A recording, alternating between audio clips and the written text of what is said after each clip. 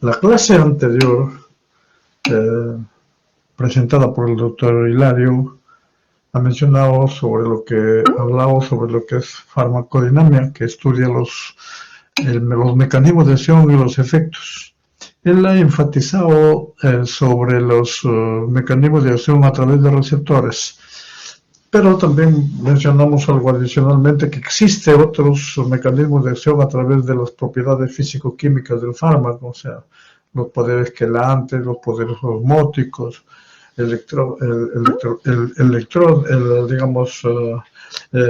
electroquímicos, etcétera, etcétera. Hay una serie de características, pero la mayor parte son con receptores.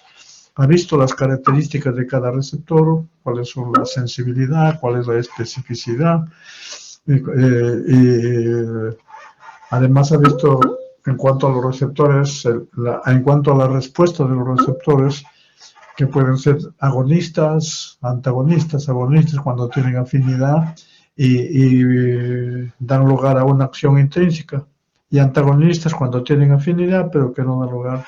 En ese contexto clasificó sobre las agonistas totales, parciales, inversos, y los antagonistas competitivos, antagonistas no competitivos. Y habló también algo sobre taquifilaxia o tolerancia. Entonces mencionó también algunos aspectos generales sobre lo que es farmacogenética y farmacogenómica. Con relación a la farmacogenética, que tiene que ver con los medicamentos, generalmente la farmacogenómica es un poquito más amplia que la farmacogenética. La farmacogenómica más es con las variantes en el DNA. Sin embargo, esto tiene una buena repercusión en la actualidad, tanto en la farmacocinética como en la farmacodinámica, los medicamentos, como en las patologías y en el tratamiento. Con esto vamos a empezar entonces la clase A del día de ahora. Vamos a empezar pasando lista. Reacciones adversas a medicamentos. El tema son reacciones adversas e interacciones medicamentosas, es el primer tema. Reacciones adversas tienen una definición un poquito diferente que lo que es interacciones medicamentosas. Pero hay una diferencia así sustancial, que es que las reacciones adversas siempre son nocivas. En cambio, las interacciones medicamentosas puede que no siempre son nocivas, pueden ser terapéuticas. Entonces, esa es la diferencia entre interacción y reacciones adversas. Ya mencionamos cuando se da un medicamento puede ser eficaz, pero no seguro, etcétera, etcétera, eso ya lo hemos mencionado.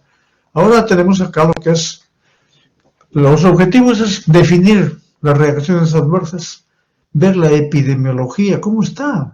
Y hemos dicho que la epidemiología generalmente se hace el estudio de las reacciones adversas, cobra su apogeo, digamos el ACME, es en la fase de post-comercialización, después cuando ya el medicamento se está comercializando. Describir los métodos para detectar, evaluar y documentar reacciones adversas. En ese contexto tenemos lo que es farmacovigilancia, que también hay un taller sobre esto, pero farmacovigilancia, o sea, vigilancia de los fármacos, que actualmente se ha extendido no solamente a medicamentos, sino se ha extendido a productos naturales, a medicamentos herbarios y a productos dietéticos y otros. Y también se ha extendido a lo que se llaman hay productos que son lo que llaman la tecnovigilancia para ciertos equipos que se utilizan en medicina. Entonces, esa es farmacovigilancia. ¿De qué se encarga la farmacovigilancia? Son actividades, una ciencia, y son actividades que detectan las reacciones adversas. O sea, usted detecta, cuando va a dar a un paciente, entonces tiene que estar atento si le produce o no le produce reacciones adversas. Lo detecta, lo evalúa para ver si es o no y clasificarlo. Y luego de eso previene los riesgos asociados a los medicamentos. Y en la prevención dentro de eso está colocado lo que es el manejo de las reacciones adversas. Entonces, se detecta, se evalúa y se previene los riesgos adversos a los medicamentos o cualquier otro problema relacionado con fármacos. Reacción adversa tiene tres componentes que son muy importantes. El primero es que es nociva. Es nociva, leve, pasajera, pero puede ser moderada, puede ser grave, puede ser letal también. El otro concepto es que es no deseada. Yo no deseo que se le produzca. Y el otro es que se produce con dosis utilizadas normalmente en el hombre. Esta parte de la dosis es de vital importancia. Se refiere a dosis terapéutica, a dosis individualizadas. Dosis individualizadas. Vamos a ver por qué. Tengo un paciente, les mencioné en el grupo anterior, un paciente que recibe un antibiótico, que una de sus reacciones adversas es neurotoxicidad y también compromiso renal. Entonces, el paciente tenía 75 años, le dan el antibiótico y convulsiona. Entonces dijeron que es cierto la reacción, pero que de repente es de mala calidad el producto, siempre buscando cosas que no son, sino hay que analizarlo porque, como nosotros manejábamos con el doctor Okamoto la unidad de farmacología clínica, evaluamos, fui a ver al paciente, y el paciente lógicamente había convulsionado, pero le han dado el antibiótico, sí. El paciente tiene 75 años, tiene una depuración de creatinina de menos de 60, le calculamos ahí. Ustedes le han calculado le dan una dosis estándar. Y entonces no han utilizado una dosis. ¿Y esto qué significa? El mal uso, la mala prescripción, se llama errores de la medicación, que lo vamos a ver luego. En esta descripción es importante observar que se involucra la respuesta al paciente, o sea, respuesta al paciente. Que los fármacos individuales pueden tener un papel importante. O sea, el paciente, no todos los pacientes hacen reacciones adversas. Algunos son diferentes también. Algunas de las reacciones adversas que hacen son completamente diferentes. Y algunos no lo hacen. Lógicamente que hay un componente genético también en eso. El otro aspecto es que el fenómeno es nocivo.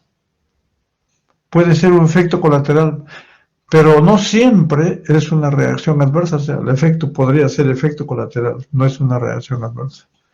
En efecto colateral, por ejemplo, le dan diazepam al paciente, el paciente no empieza a manejar el carro y se choca.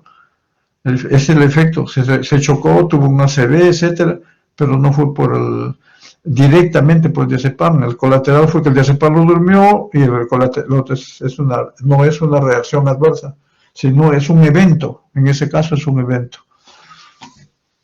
Tenemos la otra lámina que es acá también importante. Hablábamos de errores de la medicación. Para hablar de errores de la medicación quisiera enfocar un aspecto acá, lo que se llama la cadena del medicamento. Primero es selección. Antes de eso viene el registro, inclusive. Selección, si quiere le podemos poner acá también un registro, selección, o no sé en dónde lo pongo, pero podría de repente la dirección registro.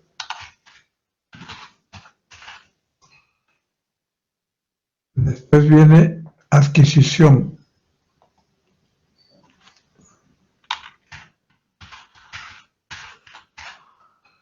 Después viene distribución.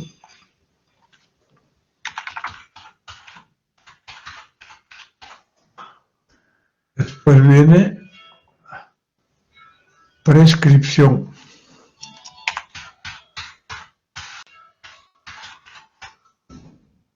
Y después viene uso por el paciente.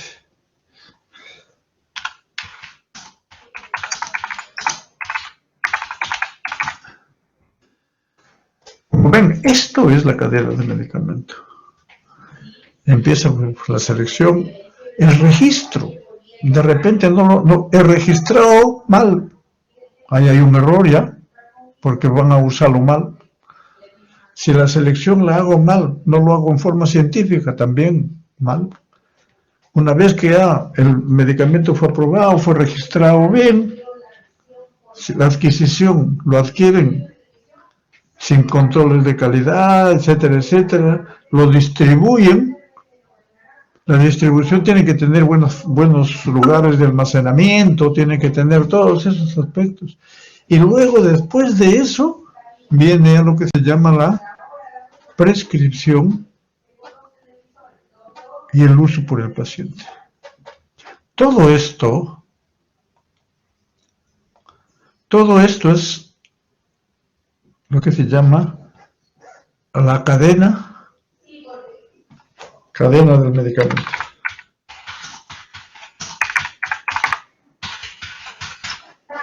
Entonces, los errores de la medicación pueden ser desde acá. Todos estos, cualquier error puede haber. Como ven, esto es bastante amplio. Y no pongamos de que no, que es un genérico. No, señor, han habido de repente muchos problemas en la prescripción, en el uso por paciente. Entonces, los errores de la medicación forman parte de reacciones adversas, como ven acá. Nosotros estamos enfocando más la prescripción y el uso por paciente, puesto de acá es importante, bueno, nosotros lo hemos manejado mucho tiempo, pero en otras instancias. Y acá en este círculo rojo tenemos lo que son las reacciones adversas, efectos adversos, efectos y eventos. Entonces, pero como ven, efectos adversos, esta parte en blanco es dependiente del medicamento estrictamente. Pero esta parte en verde, o sea, gran parte, son por errores de la medicación. Ya les expliqué en la lámina anterior, les expliqué qué pasó con ese paciente que le dimos más dosis que le debió. Entonces, por eso estamos, por errores de la medicación. Muchas reacciones adversas son dependientes de errores de la medicación o interacciones o una serie de situaciones. El otro tema, acá es lo que se llama un evento adverso. El evento adverso. Evento adverso no es lo mismo que reacción adversa. En la reacción adversa hay una relación causal del medicamento con la reacción.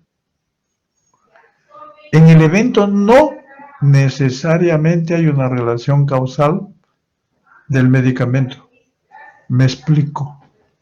Me llega un paciente que está usando vancomicina en niño y viene y dice, reporte reacciones adversas, presenta trombocitopenia. Definitivamente el paciente tenía trombocitopenia, entonces decían, es una reacción adversa. No, señor, vamos a revisarlo bien para ver si es reacción o es evento. Revisamos bien la historia y nos damos cuenta que el paciente ya tenía trombocitopenia antes que reciba la vancomicina. Entonces, eso es un evento. O sea, no necesariamente hay una reacción, hay una relación entre la reacción y el medicamento. Esto es importante. Luego viene la epidemiología. Incrementa la morbimortalidad. Las reacciones adversas son de gran importancia. A veces no le damos importancia. Pero sí, o sea, yo recuerdo mucho, una vez discutí con una doctora, que la doctora me dijo, doctor, usted promociona la farmacovigilancia, pero para nosotros, ella tenía una especialidad, decía, para nosotros eso no importa, doctor. ¿Por qué? Y varios colegas decían, no importa, ¿por qué? Porque todos los medicamentos tienen reacciones adversas. Sí, es cierto, tienen potencialidad, pero no necesariamente, depende de muchos factores. Pero buen número de reacciones adversas pasan desadvertidas, pero hay un buen número que matan y no podemos pasarlo por alto. Entonces, la morbimortalidad es fundamental. Y luego vamos a ver cuáles son los grupos de fármacos que tienen mayor morbimortalidad, los grupos farmacológicos, que son 3 o 4 nada más. Otro de los aspectos importantes es que la cuarta, sexta causa de muerte en pacientes hospitalizados. O sea, paciente a veces dicen se muere por paro cardíaco, a veces se muere por diabetes, se muere por accidente cerebrovascular, por una neoplasia, pero también se mueren por reacciones adversas. ¿Está registrado en nuestros hospitales como causa de muerte reacción adversa? No sé, eso es una inquietud. Se registra. Por eso es importante la farmacovigilancia. Otro, incidencia, 7% de 100 reacciones, 7 son severas. Y severa significa que producen discapacidad, y severa significa que tienen que hospitalizarse, y severa significa que pueden tener mal pronóstico. Otro de los aspectos importantes es que del 0,3 al 7% de todas las admisiones. En nuestro hospital, en el Revaldeate, todas las admisiones, bueno, casi todas, pero más del 95% son por emergencia. Entonces uno va a revisar, nosotros hicimos una revisión así muy somera, ¿cuántos diagnósticos de reacciones adversas hay? No están, todos son con patologías. Pero de acuerdo a la literatura, hay algunos que tienen, depende de la metodología que han usado, hasta 10%. De cada 100 admisiones, 10 son por reacciones adversas. Y por otro, el porcentaje en hospitalización es más o menos el 15%. De todos los hospitalizados, un 15% aproximadamente hacen reacciones adversas. Y la mortalidad está entre 0,1 a 0,5% de todos los pacientes. De 0,1%, o sea que es bastante alta, teniendo en cuenta toda la población, es alta. Significa que sí. Pero otro de los aspectos, el costo, en el orden de billones, el costo por manejo de reacciones adversas.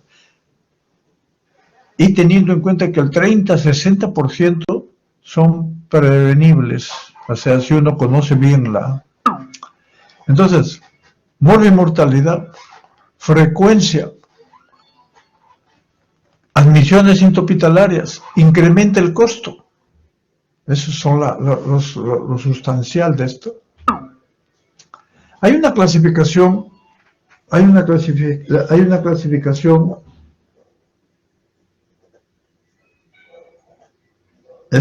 la presentación, el inicio del evento, puede ser agudo, puede ser subagudo y puede ser latente. Es importante, dice, esta es una reacción aguda dentro de al inicio nomás. Por ejemplo, la anafilaxis es una aguda.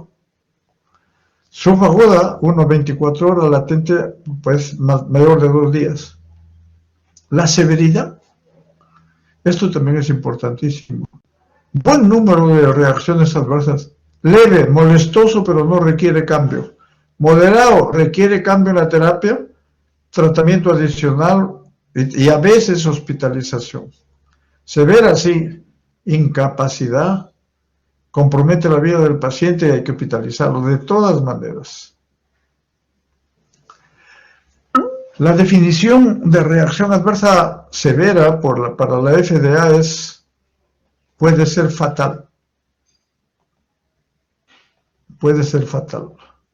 Compromete la vida del paciente, requiere hospitalización, prolonga la hospitalización, porque por un paciente que está recibiendo un medicamento y ha hecho reacción adversa hay que prolongarle la hospitalización.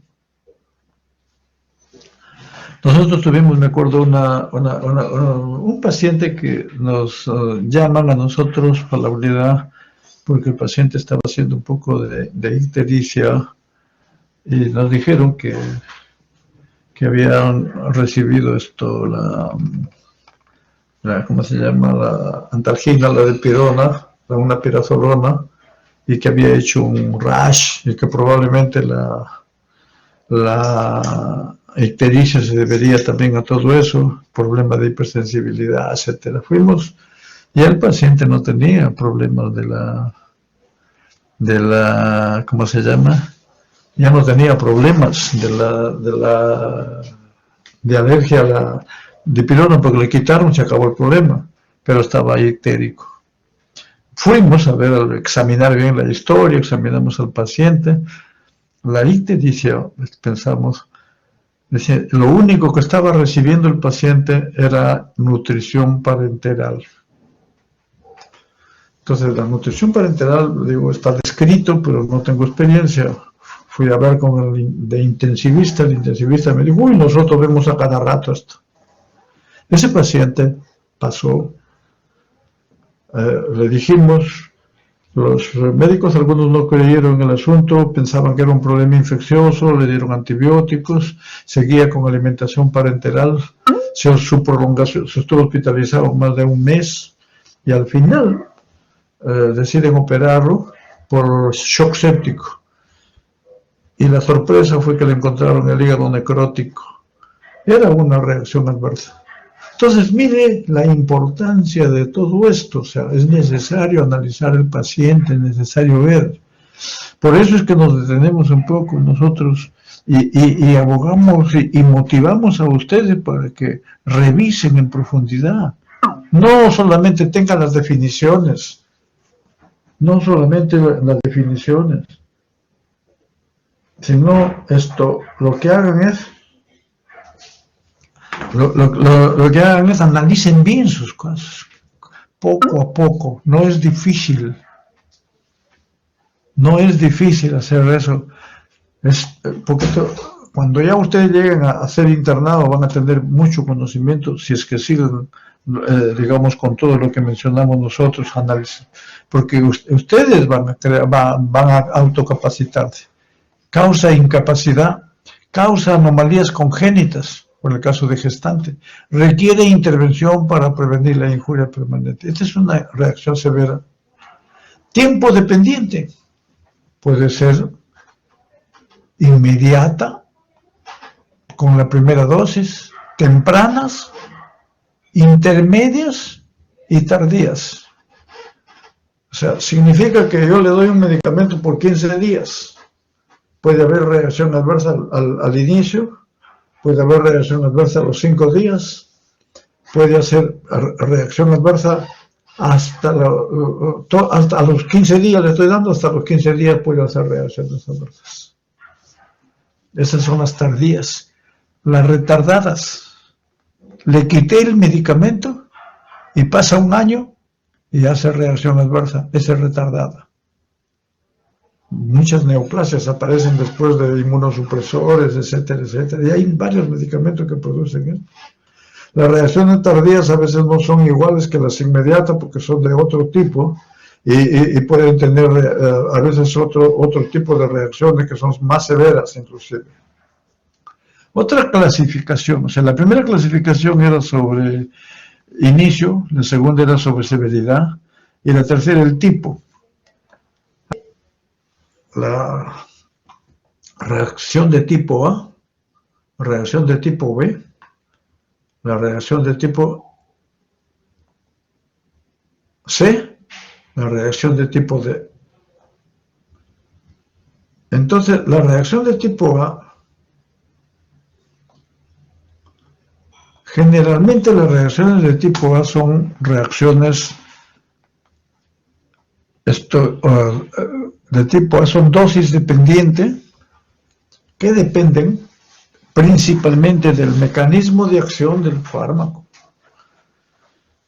Si yo doy, por ejemplo, un beta bloqueador a un paciente, le va a producir bradicardia, porque ese es su efecto. Pero si le doy más dosis, de repente va a producir más bradicardia y puede producir bloqueo. Entonces, pero es el mismo efecto. Esa es la de tipo A. La de tipo B son reacciones idiosincráticas que no se sabe.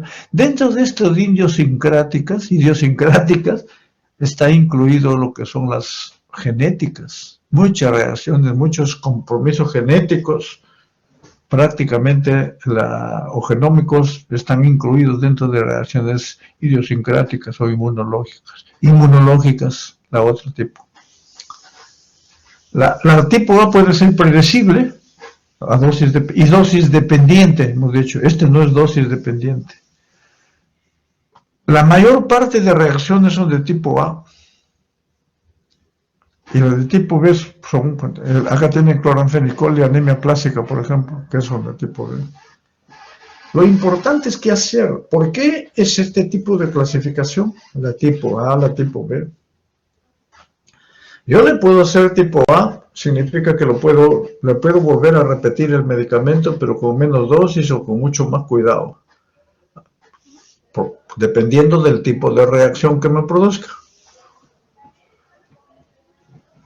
Pero las reacciones de tipo B, en las que están las alérgicas y las idiosincráticas, no depende de dosis, puede ser al inicio. Nosotros he escuchado por radio varias veces que va una paciente a la farmacia, le ponen la aguja, le están poniendo recién y llegó a la sangre y ¡bum! Se quedó muerta por un shock anafiláctico. Entonces, y por lo tanto, el riesgo son severas y digamos pueden ser mortales. Acá la mortalidad es mucho menor, esa es la idea. Entonces, tenemos acá en estos dos tipos, en la reacción de tipo B, o que la dosis independiente, ¿cuál es lo que debemos hacer? Nunca más usar el fármaco, inclusive ponerle un collarcito o un carné, algo así, que tenga el paciente de que no puede usar. Si soy alérgico a la penicilina, por mencionarle. Entonces, eso es la de reacción de tipo B. Les manifiesto lo mismo que le contamos en el comité farmacológico. Nos llegaron como 10 reacciones adversas de un medicamento, y la queja de los médicos era que lo que querían era que le cambien de medicamento, que le pongan porque ese medicamento era genérico, y lo que ellos querían era y habían tenido reacciones adversas. Y ellos querían que le cambien, que le compren el de marca, el original. Le dije, bueno, primero déjenme analizarlo. Lo analizamos bien. Era una reacción adversa de tipo B. Entonces lo llamé al jefe del servicio que pedía y le dije, mire, no se puede comprar por esta razón. Ah, no, me dijo, nosotros nos quejamos a donde quéjense. Si ustedes quieren, compren, pero firmen un documento de que ustedes lo van a comprar a través de la institución, pero la responsabilidad es alta porque este fármaco, aunque sea el de marca, le va a producir reacciones adversas. Y puede ser mortales. Entonces, para ver, las B son, las A es una dosis, las reacciones son cuantitativas, la otra es cualitativa. ¿Es predecible la de la A? Claro, porque el mecanismo, la otra no se predice. En difusión hepático-renal, acá la A puede alterarse, lógicamente, por problemas farmacocinéticos. La prevención, ajuste de dosis, y acá nunca más usarlo. Si soy alérgico a penicilina, nunca más, ni penicilina, bueno, eso lo vamos a ver cuando hablemos de penicilina. Tratamiento, ajuste de dosis, descontinuar la administración. Mortalidad baja y usualmente alta. La clasificación C, prácticamente asociado con un uso largo, incluye dosis acumulada antimalarial. O sea, ya no se produce al inicio, sino a largo plazo. Hay una C también, por ejemplo, con el uso de antipsicóticos. La reacción de tipo A se produce, lo que se llaman parkinsonismo por los antipsicóticos. Pero por la de C, cuando lo continúan, ya no se produce parkinsonismo, sino se produce disquinesia tardiva. ¿Y en qué se diferencia la disquinesia tardiva del parkinsonismo, del extrapiramidalismo? Que la disquinesia tardiva es irreversible. Esa es la reacción tipo C, con el uso constante, uso crónico. La D, efectos retardados, dosis independiente, carcinogenicidad. Los inmunosupresores pueden dar carcinogenicidad. Yo tuve la oportunidad de presentar, me dieron la oportunidad de presentar un conversatorio clínico patológico donde me presentaron un paciente que había sido trasplantado renal y que, como era como trasplante renal, después de varios años del trasplantado, empezó con un problema hepático severo. Al final fue un linfoma que presentaba. Entonces, el problema, yo empecé, aparte de analizarlo bien el caso, dije, pero ¿por qué han dado a nosotros que somos de la unidad de farmacología? Justamente ahí decía, debe haber algo con medicamentos. Empezamos a analizar bien y eran los inmunosupresores. Y bueno, se presentó así. Teratogenicidad con una serie de medicamentos, especialmente la difenilidantoína, síndrome de difenilidantoína. Las reacciones adversas de tipo E, que son causadas por de susceptibilidad genética, hipersensibilidad, todas las que son, miren, todas estas que ustedes la van a revisar. Las reacciones, tenemos acá entonces las predecibles y las no predecibles o impredecibles. Las predecibles son más frecuentes, son dosis dependientes, pueden ser consecuencias de efectos farmacológicos directos o indirectos, afectan menús normales, ejemplo, hipoglucemia por insulina, bradicardia, etc. Tratamiento de disminuir o dosis o modificar el tratamiento por otro fármaco más efectivo. Reacciones impredecibles.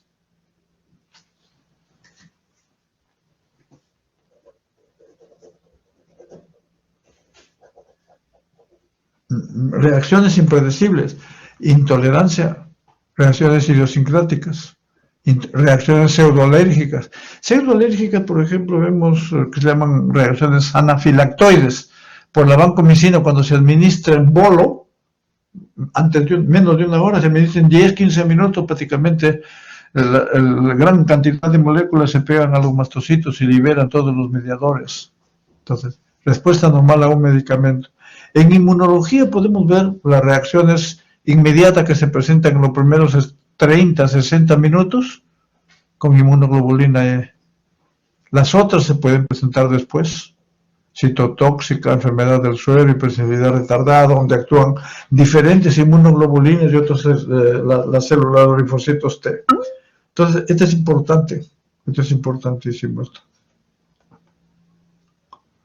Tenemos, por ejemplo, acá la reacción inmediata por IgG, urticaria anafilaxia.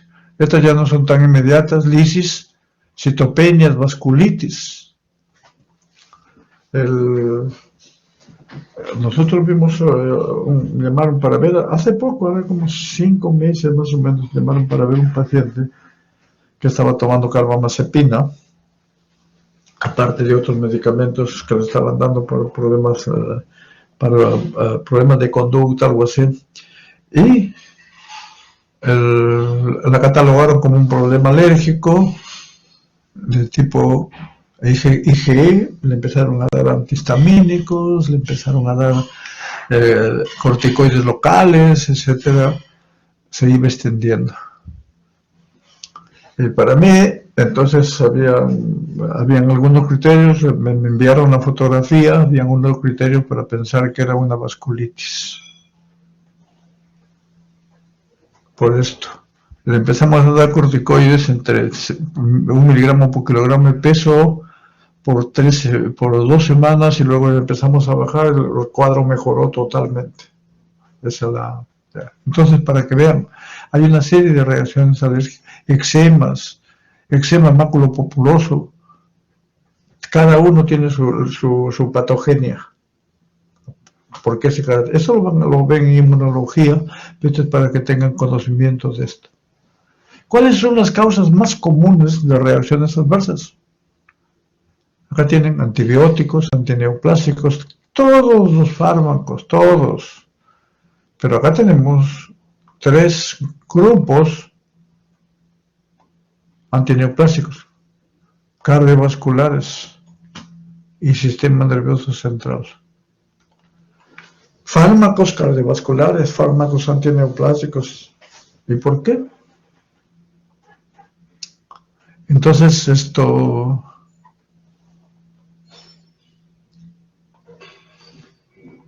relacionados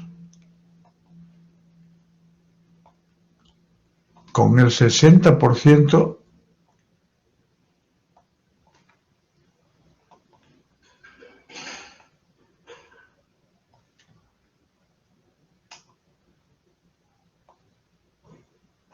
relacionado con el 70% de reacciones fatales. ¿Cómo se traduce esto? De 100 reacciones, o sea, de las reacciones fatales, o sea, de pacientes que mueren por reacciones adversas, casi el 70% o son por antineoplásicos, por drogas cardiovasculares, fármacos del sistema nervioso central. Antineoplásicos, muchos pacientes fallecen por los antineoplásicos y no por el cáncer. No todos, tampoco son muchos, pero son un buen número de pacientes que tienen reacciones adversas. Drogas cardiovasculares también, y por ejemplo los antiarrítmicos, una serie de fármacos, y fármacos del sistema nervioso central, especialmente antidepresivos, antipsicóticos, etcétera, etcétera. ¿Qué sistemas frecuentemente están tomados? Todos, hematológico, sistema nervioso central, metabólico, cardiovascular, todos los sistemas. Generalmente nosotros pensamos solo reacción adversa cuando tiene un rash, o cuando tiene problema anémico, cuando tiene problema hepático. No, señor, sistema nervioso, metabólico, cardiovascular, respiratorio, todos pueden presentar. ¿Cuáles son los factores de riesgo para reacciones adversas? Edades extremas.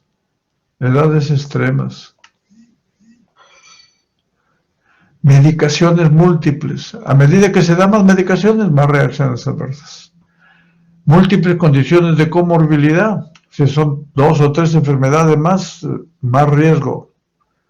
Prescripción inapropiada. Esto es fundamental. Disfunción terminal de órganos. Si no me funciona bien el riñón, el corazón y el pulmón, es prácticamente mayor riesgo de reacciones adversas. Fisiología también alterada. Historia previa de reacciones adversas. Extensión, o sea, mayor dosis y duración de la exposición. Y esto que es importante, y predisposición genética también. Eso es importantísimo. ¿Cuáles son los fármacos de margen terapéutico? Este hecho, el doctor Braulio les ha mencionado ya. Antibióticos, entre ellos aminoglicósidos y glicopéptidos. Anticoagulantes, entre ellos la warfarina especialmente. Anticonceptivos orales. Antipilépticos, difenilidantoína, carbamazepina, todos los antipilépticos. Inmunosupresores, ciclosporina, metotrexate y los digitálicos. Estos son los de margen terapéutico. ¿Cómo manejábamos en el hospital nosotros estos productos? ¿Cómo manejábamos? Se maneja con ciertos parámetros, con ciertos marcadores. Nosotros, como son fármacos de margen terapéutico estrecho, que sí, como les mencioné yo en la teoría y también el doctor Braulio, margen terapéutico estrecho, muy cerca la dosis terapéutica de la dosis tóxica.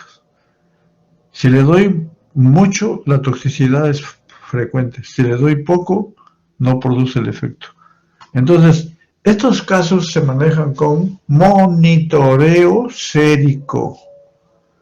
Monitoreo sérico significa que le saco sangre del paciente y veo las cantidades que se mantienen en sangre. Hay dosis máxima, o sea, dosis inicial, o sea, lo que se llama concentración máxima, o dosis máxima, y la otra la dosis de mantenimiento, que es abajo.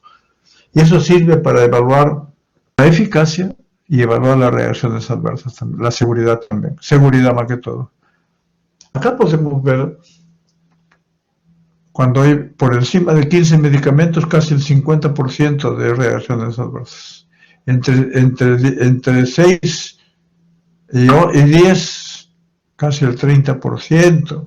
Por encima de 10 a 15, 30 y por encima de 15, el 50%.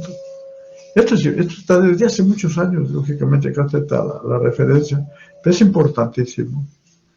¿Cuáles son los mecanismos de producción de las reacciones adversas? Intrínsecos del medicamento, por sobredosis, efectos colaterales, efectos secundarios.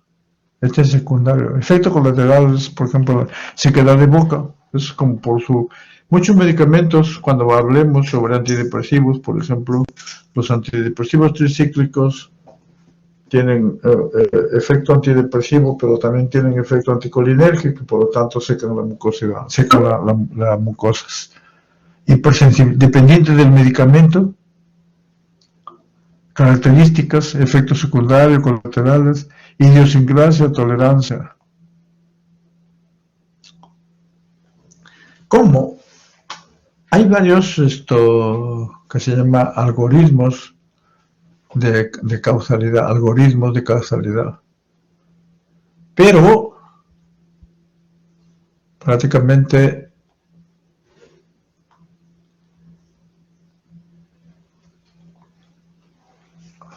tenemos acá primero reportes previos. ¿Qué significa reportes previos? Que esta reacción adversa está reportada en la literatura. Ya tengo un punto a favor. Relación temporal, ¿qué significa? Que primero ha tomado el medicamento y después de un tiempo prudencial a presentar la reacción, hay relación, secuencia, el segundo punto. O tengo otro punto. Relación dosis-respuesta, o sea, le bajo la dosis o le quito el medicamento y desaparece la reacción. Otro punto. Alternativas etiológicas. ¿Qué significa alternativas etiológicas? De repente no es explicado, la reacción puede ser explicada por alguna enfermedad adicional. Lo busco en la literatura. No, ya tengo otro factor. Confirmación objetiva. Generalmente se hace con concentraciones séricas, a veces sí, a veces no. Y tener historia pasada de una reacción similar. Estos, con cualquiera de los algoritmos, le va a dar lugar a que usted diga, sí, es una reacción adversa. Y entre ellos, acá podemos ver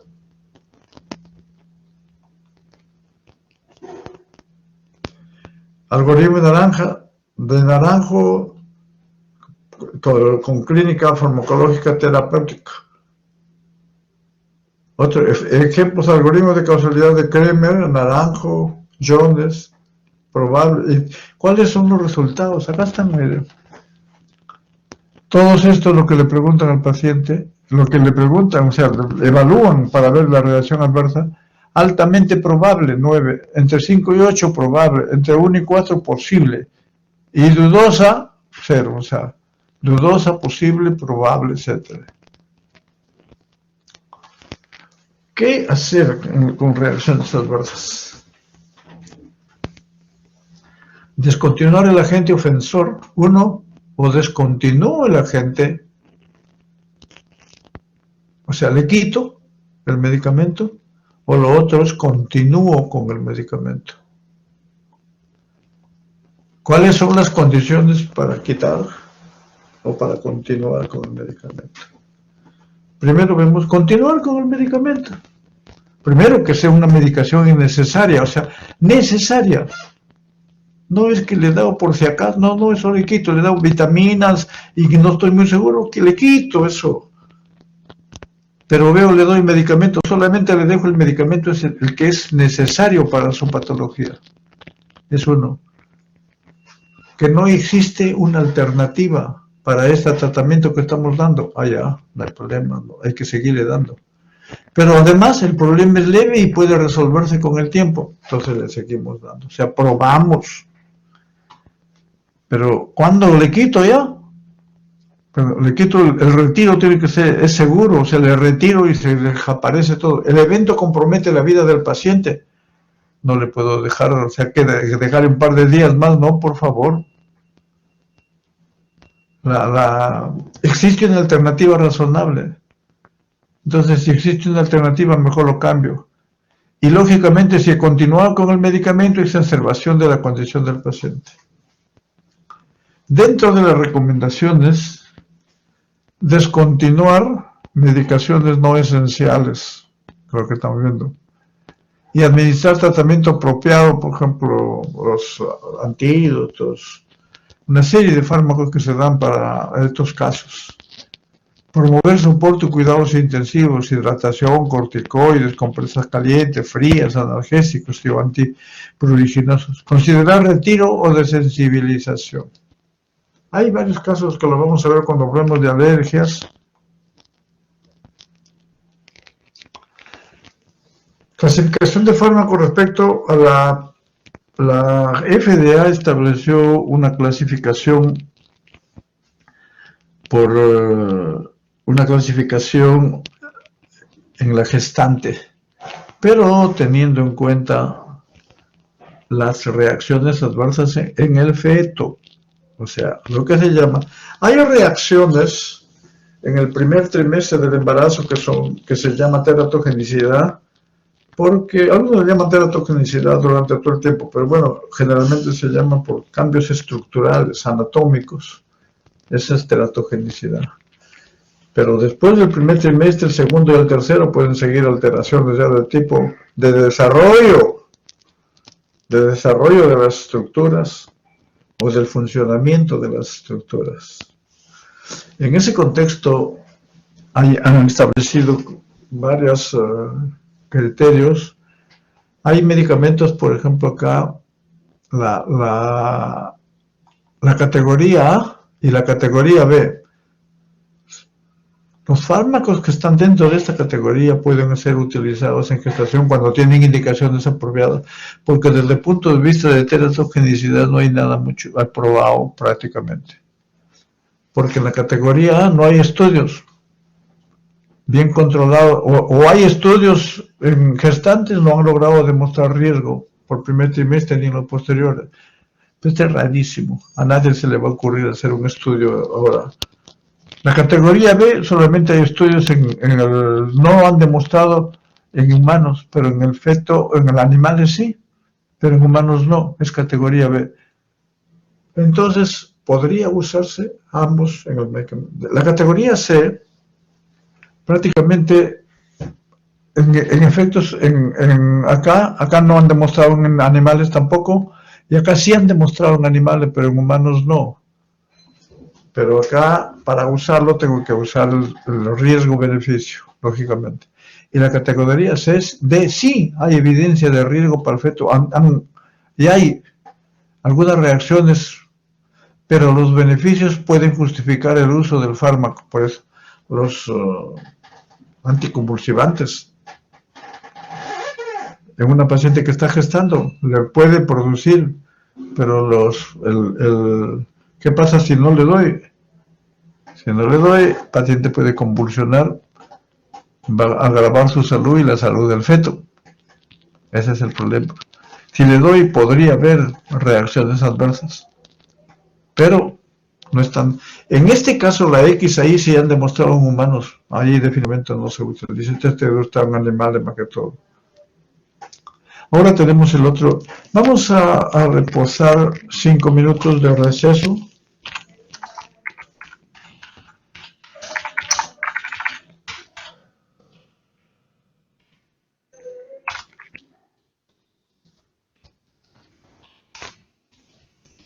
Ya, ya ahorita.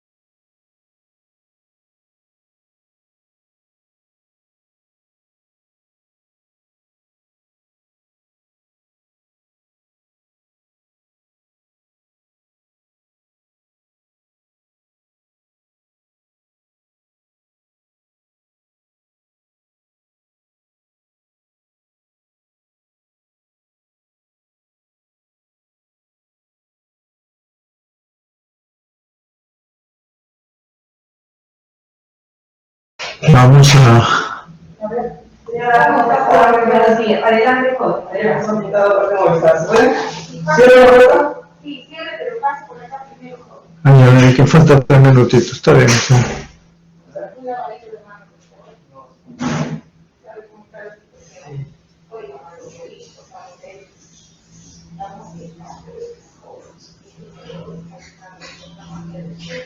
Ya.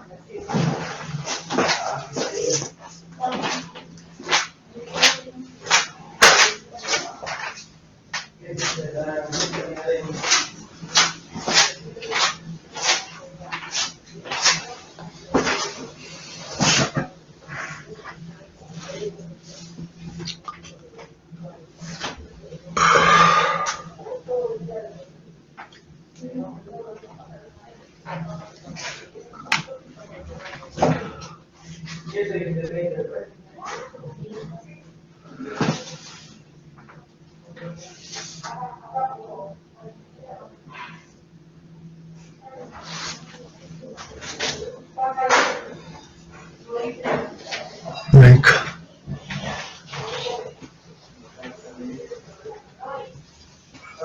Vamos.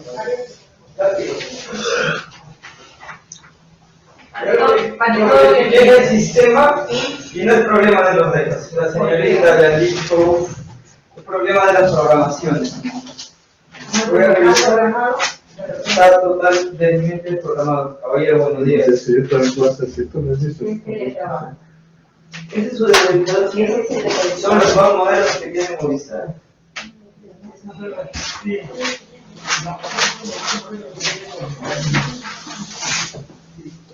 Bueno, vamos a empezar la clase.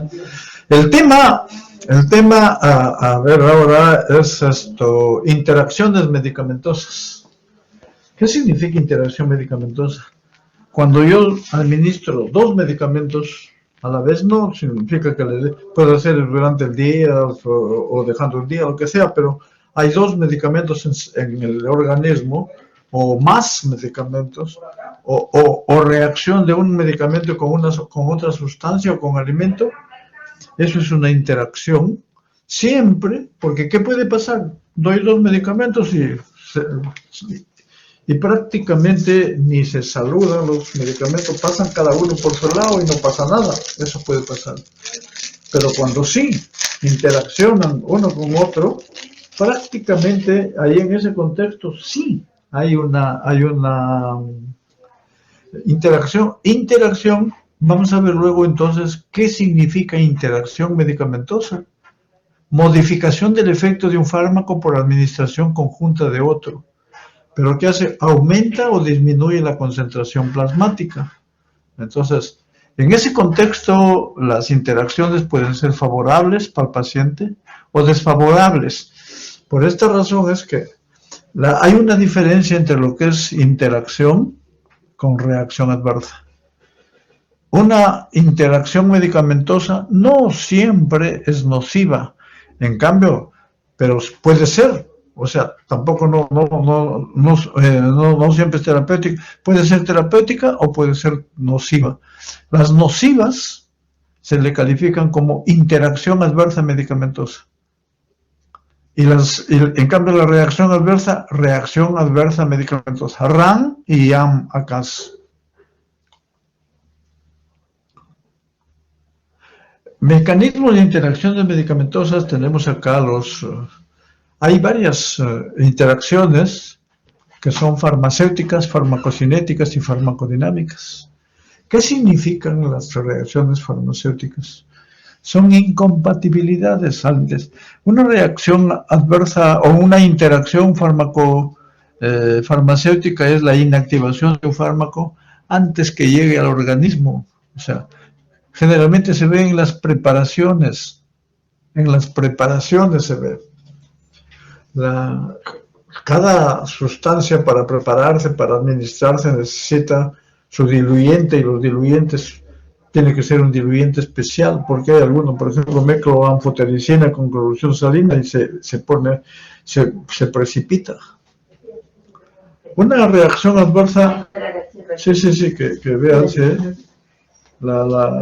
Pase, no me puedo. Caballero, más bien incomodidad. Pase, sí, recuerdo en la tierra. Una reacción adversa en un paciente que vimos nosotros era una reacción adversa a un paciente que tenía una trombosis venosa, una trombosis séptica en miembro superior izquierdo, pero le aislamos el estafilococo y le dimos le empezamos a dar heparina y además le empezaron a dar también vancomicina. Bueno, esto no fue acá, fue en otro país. El jefe a los 2 o 3 días me dijo que vaya a evaluar al paciente. Fui a evaluar y el paciente le digo igualito. Vine a hablar con el jefe y me dijo, ¿qué has hecho? Le digo, bueno, le he visto sus concentraciones séricas de la vancomicina y es como si no se le hubiesen dado. ¿No le han dado? Hablé con la enfermera y ahí está anotado si le han dado, si le administran. Pero ¿qué está pasando? Parece que no le han dado. ¿Ya? Y el cuadro clínico. ¿Y qué ha hecho más? Me fui a la biblioteca a revisar y he revisado que como el paciente tiene una alita heparinizada para que no coagule la sangre, cuando se pone en contacto la vancomicina con la heparina, prácticamente, y por ahí también le están pasando la heparina, prácticamente hay un problema serio, se inhabilita, se inactiva la vancomicina.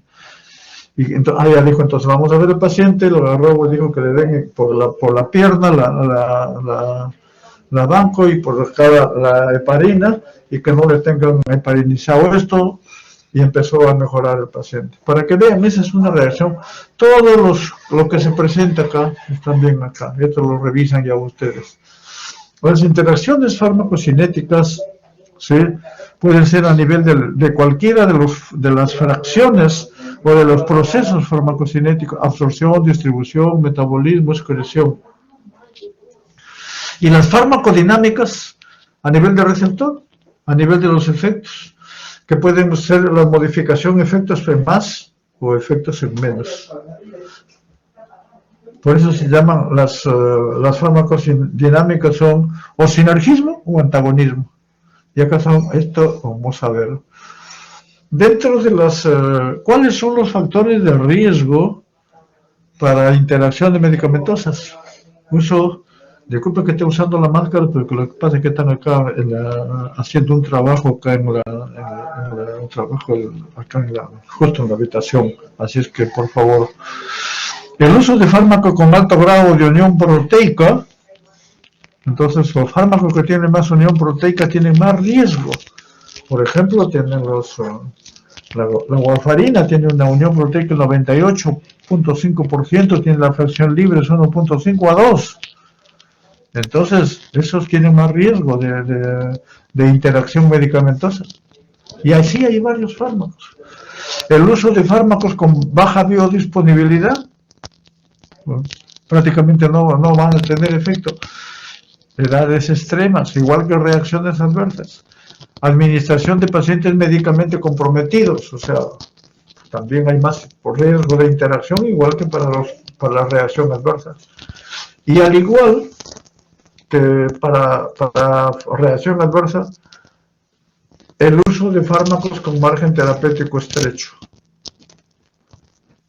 Y uso de terapia crónica con fármacos que son excretados lentamente. Interacciones pueden ser... Ya terminó acá. Ya. Está con los televisores.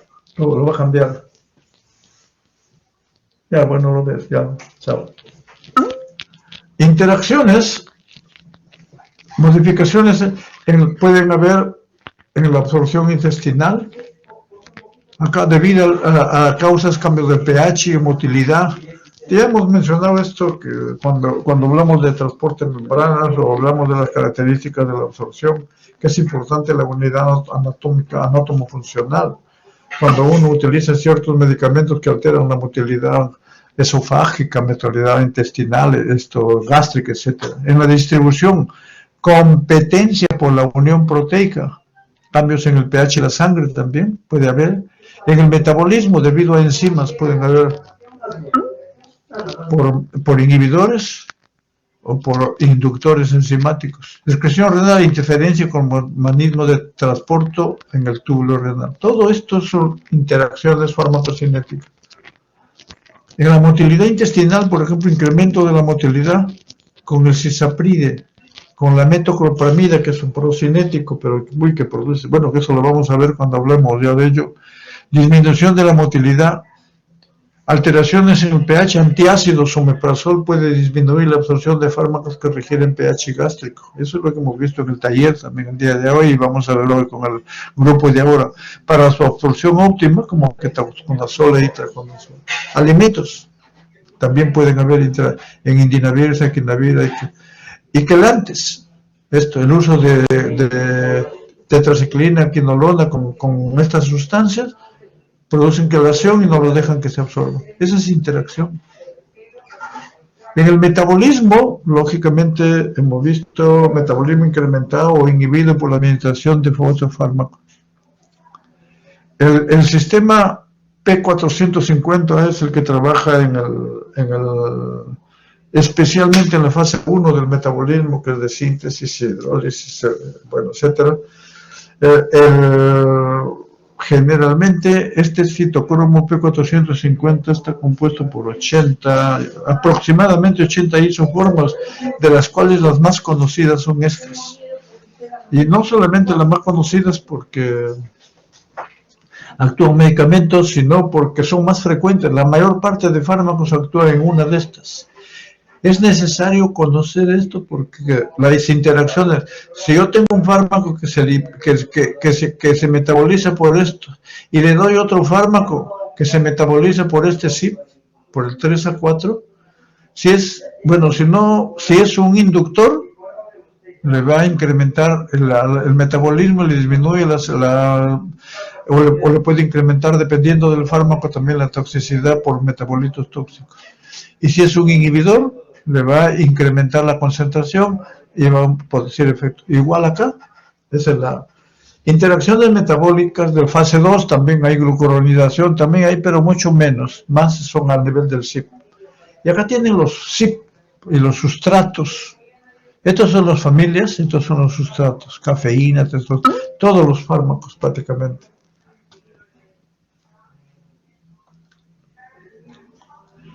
Las interacciones medicamentosas, como vemos acá, este es el sustrato donde va a actuar, donde va a interactuar, el fármaco.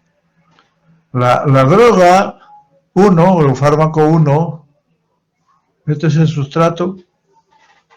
Normalmente hay el sistema microsomal enzimático. Este microsomal enzimático va a producir el metabolismo. Y la concentración sérica, este es normal, su concentración. Pero cuando tenemos ya interacciones, si doy un fármaco y el 2 es un inductor, ¿qué va a pasar? Va a incrementar el metabolismo del 1, porque incrementa el sistema microsomal enzimático y baja las concentraciones. Y lógicamente con las consecuencias. Dependiendo también a veces incrementa la formación de metabolitos tóxicos, en los casos, por ejemplo, paracetamol de metabolitos tóxicos. Y en el segundo caso, cuando hay inhibidor, el inhibidor disminuye el metabolismo, o sea, las enzimas microsomales no se incrementan y las concentraciones aumentan. Entonces, esta es ¿Cuáles son los inductores sospechosos, los más frecuentes? Los de impacto clínico. Rifampicina, rifabutina, o sea, antibióticos, estos las rifamicinas y los anticonvulsivantes, antiepilépticos, carbamazepina, fenobarbital, fenitoína, etcétera. Acá dentro de los anticonvulsivantes va a tener el ácido valproic, pero no es inductor, sino es un inhibidor. fármacos con potencial objeto de inducción. O sea, si yo doy uno de estos fármacos con estos son los sustratos anticoagulantes. Si yo doy rifampicina a un paciente que está recibiendo anticoagulante, lo más probable es que le induzca, que incremente el metabolismo del anticoagulante, vaya a su concentración y no va a producir efecto anticoagulante. Si le doy un antiepiléptico o rifampicina a un paciente que recibe anticonceptivos, le va a incrementar el metabolismo de los anticonceptivos, disminuye las concentraciones y podría ser que no tenga efecto ya anticonceptivo. Igual con corticoides, que eso lo hemos visto en la teoría anterior, cuando evolucionamos nosotros, los corticoides, los corticoides, por ejemplo, rifampicina con corticoides, incrementa el metabolismo del 50% por lo menos. Creo que, bueno, les voy a volver a contar, si no les conté, un paciente que tenía lupus eritematoso, que trabajaba con 60 miligramos de prednisona, se logró controlar su clínica y sus marcadores también. Pero como los corticoides producen alteraciones de la inmunidad celular, el paciente hizo un cuadro de tuberculosis y le empezaron a dar la terapia clásica, rifampicina, miembutol, rifampicina, etambutol, isoniazida, etc. Entonces la rifampicina disminuyó. ¿Y qué pasó? Clínicamente se activó el lupus y también los marcadores se activaron. Igual pasa con todos ellos. O sea, mire, esto es lo que ocasiona los inductores. Los inhibidores usuales son estos, no solamente la cimetidina, son los inhibidores de bomba de protones, cimetidina, ranitidina, etcétera, cimetidina, estos son inhibidores de anti-H2, disculpe, anti-H2, me estoy equivocando, cimetidina, ranitidina. La eritromicina es un antibiótico, o sea, es un macrólido. Los macrólidos, casi todos los macrólidos, con excepción de la acitromicina, son inhibidores. El ketoconazol, los azoles, no solo el keto, el fluconazol, el itraconazol. Y acá faltan otros antibióticos, tipo la ciprofloxacina y el metronidazol, son potentes inhibidores enzimáticos. Antirretrovirales, ritonavir, fluoxetina, paroxetina, nefazodona. Entonces, es importante todo eso. Principales fármacos inhibidores enzimáticos. Mire, los antiarrítmicos. Amiodarona, diltiazem, verapamil, todo esto. Esto ya hemos mencionado, todo esto. Isoniazida también. Fenilbutazona, todos estos son. El alcohol es un inhibidor cuando está en fase aguda. El alcoholismo crónico es un inductor enzimático. Y acá tenemos algo que es el jugo de pomelo, que es especialmente la toronja. Cuando se toma el jugo, es un potente inhibidor enzimático. Y cuando uno lo asocia con antihistamínicos de segunda generación, puede ocasionar riesgo de prolongación de QT y riesgo de arritmias ventriculares. Esa es la idea. La terfenadina y la elastimizol son antihistamínicos de segunda generación que prácticamente con interacción con algunos inhibidores han producido prolongación de QT, pero prácticamente por eso fueron suspendidos del mercado. Estos tres han suspendido. Ya no existen en el mercado, pero existen algo en las farmacias todavía. Pero ¿qué pasó? La terfenadina no está allá, pero está su metabolito. El metabolito activo que tiene es la fexofenadina. Y lo mismo el lastimizol, el nolastimizol. Cuando uno se ponía a revisar la fexofenadina, no hay en realidad hasta la fecha descrito, no sé, habría que, ¿verdad?, casos de arritmia ventricular, pero sí Hay casos cuando la dosis se eleva, hay casos de prolongación de QT. Entonces hay que tener, yo no lo daría, yo utilizo la fexofenadina, que es el Allegra, para ciertos casos, pero solo, no que estés tomando con otro medicamento porque puede haber problemas. Igual el astemisol, norastemisol. Interacciones farmacodinámicas generalmente son efectos aditivos sinérgicos, ya hemos dicho, antagónicos. Acción sinérgica de los antibióticos, pues uno. Acá este no es subtítulo, ¿eh? Este es simplemente para diferenciar, acá ha habido un error. En los antibióticos, cuando yo doy, por ejemplo, para penicilina con un aminoglicósido, en caso de endocarditis bacteriana, produce sinergismo, y eso es sinergismo positivo. Bueno, incrementa el efecto. Cuando doy, por ejemplo, un antibiótico,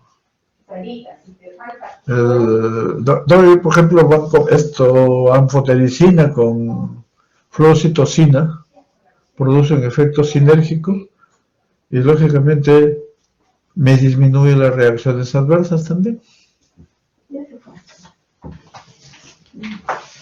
A ver, un minutito, por favor. Sí. Dice que el Estado no está cambiando ahorita lejos porque no hay y no quiere comprar. Y que la mayor falla que hay es por mala programación, porque desde allá está mal programado o acá está mal programado. Lo ha programado esto, lo ha aprobado con la central, perfecto. Ha aprobado los DECOS, tiene una marcha. Los tres están perfectos. Los tres lo ha dejado operativo. Ya se va. Chao.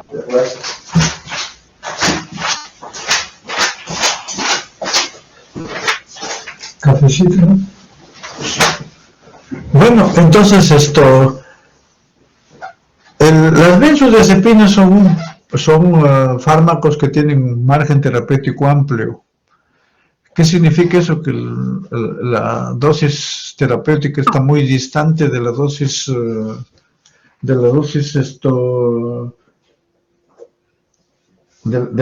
tóxica.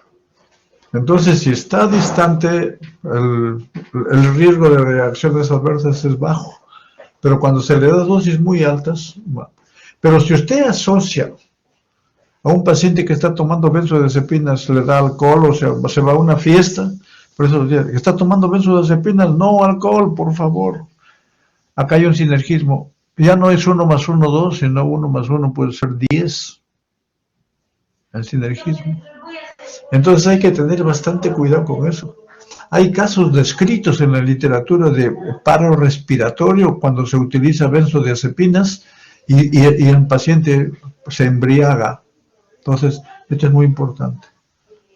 Efectos antagónicos de la medicación anticolinérgica. Los anticolinérgicos pueden producir pueden producir sequedad, etcétera, etcétera. Antagonismo, utilidad clínica, acá sí. ¿Cuál es la utilidad? Las benzodiazepinas el flumazenil es un antagonista de las benzodiazepinas, actúa en el mismo receptor, en receptores de benzodiazepinas, receptor de GABA, y prácticamente es para intoxicaciones, etcétera, se da esto. Lo mismo los opiáceos, por los receptores MU, para la naloxona, que es un receptor, este es un antagonista de los opioides, y este es un antagonista de las benzodiazepinas.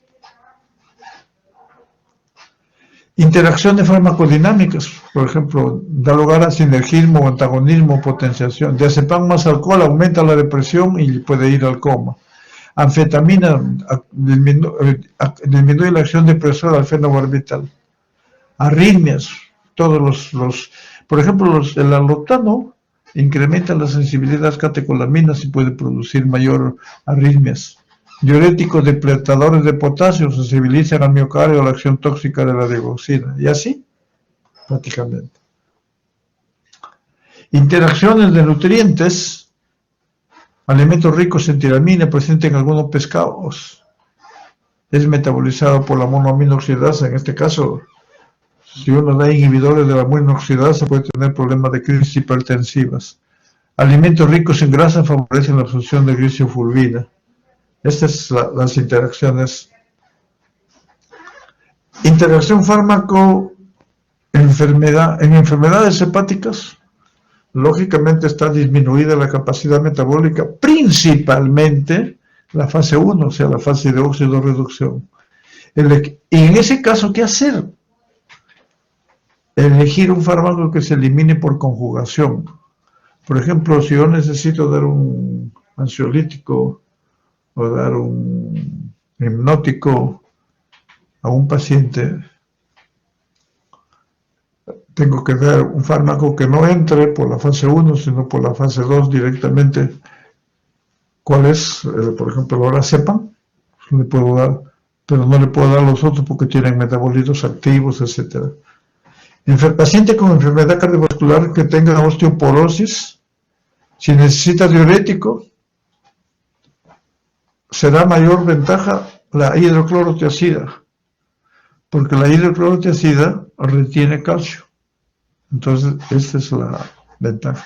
Acloridia afecta la absorción de la vitamina B12, deficiencia de factor intrínseco. Bloqueadores beta pueden agravarse hasta para una crisis asmática. Los antimuscarinos aumentan el deterioro cognitivo en pacientes con enfermedad de Alzheimer. Pues el tratamiento son con anticolinesterásico. Eso vamos a ver la próxima semana. Y con eso estamos terminando la primera parte. Vamos a ver ahora la